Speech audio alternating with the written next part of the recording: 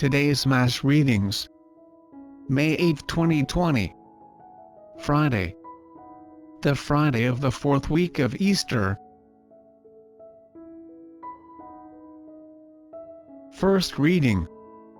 A reading from the Acts of the Apostles. Acts chapter 13 verse 26 to 33. When Paul came to Antioch in Pisidia, he said in the synagogue, "My brothers, children of the family of Abraham, and those others among you who are God-fearing, to us this word of salvation has been sent." The inhabitants of Jerusalem and their leaders failed to recognize him, and by condemning him they fulfilled the oracles of the prophets that are read Sabbath after Sabbath. For even though they found no grounds for a death sentence, they asked Pilate to have him put to death. And when they had accomplished all that was written about him, they took him down from the tree and placed him in a tomb. But God raised him from the dead, and for many days he appeared to those who had come up with him from Galilee to Jerusalem. These are now his witnesses before the people.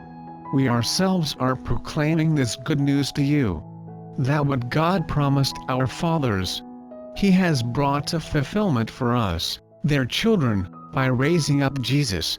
As it is written in the second Psalm, "You are my son. This day I have begotten you." The word of the Lord. Responsorial Psalm. Psalms chapter 2 verse 6 to 11 AB. Let our response be, "You are my son. This day I have begotten you. I myself have set up my king on Zion, my holy mountain. I will proclaim the decree of the Lord. The Lord said to me, You are my son. This day I have begotten you. You are my son. This day I have begotten you. Ask of me and I will give you the nations for an inheritance, and the ends of the earth for your possession. You shall rule them with an iron rod. You shall shatter them like an earthen dish. You are my son. This day I have begotten you. And now, O kings, give heed.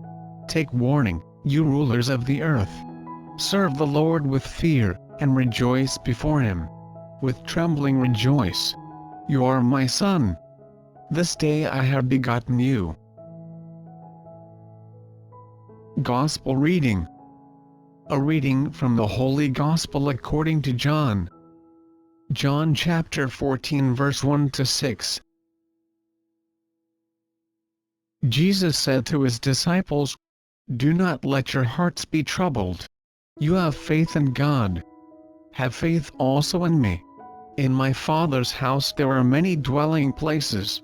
If there were not, would I have told you that I am going to prepare a place for you?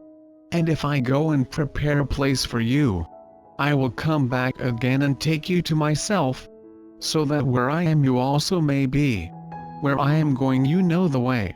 Thomas said to him, "Master, we do not know where you are going. How can we know the way?" Jesus said to him, "I am the way and the truth and the life. No one comes to the Father except through me." The Gospel of the Lord. Before we proceed, it would mean a lot if you hit the like button and subscribe to this channel. Please don't forget to hit the notification bell so you don't miss out on new videos. Feel free to share your comments, suggestions and reflections on the comment section down below. Thank you and God bless. Now, let's continue with the video. The reflection on today's Gospel. When we hold on to negativity from hurts that were inflicted on us in the past, even if we were wronged and unjustly treated, we are letting ourselves be defined by what happened to us in the past rather than by what we choose to do now and in the future. This is a crucial choice that hugely determines the quality of our lives. Pray for the grace and wisdom to let go of negativity from past events and to choose to be defined by what you will do now and in the future. Step into the scene of today's scripture. See Jesus with his closest friends as he breaks the news to them that he has only hours to live.